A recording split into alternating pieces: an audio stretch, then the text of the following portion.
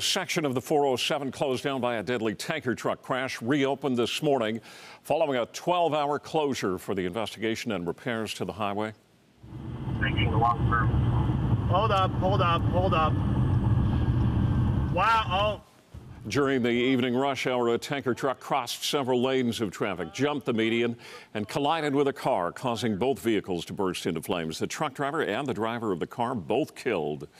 CTV's Sean Leathong is following this story today. And Sean, you have some information about the company which operated that tanker truck.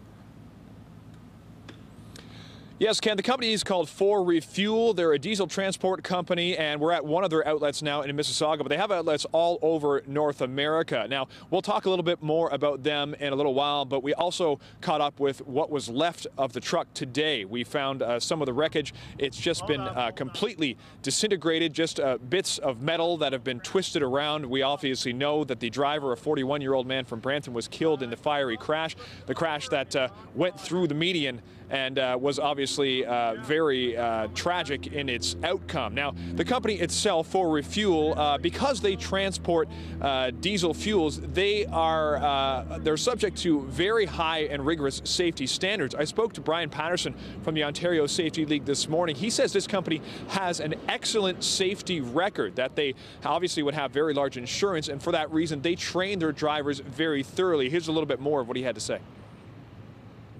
They've got a good record. What does that mean? I mean, how are the drivers trained? What sort of things do they do to ensure safety? To carry fuel, you require skilled drivers, and your insurance would be in the highest bracket. So you're doing everything to reduce your insurance, whether it's additional training for drivers, screening, mechanical issues. I think this is an example of a good company caught up in a bad incident. Now, Brian Patterson had been calling on the coroner's office to do a full review of crashes like this along the 407 just to figure out what's happening. Also spoke to representatives from For Refuel. They will be providing a statement later on in today, but so far they have yet to speak.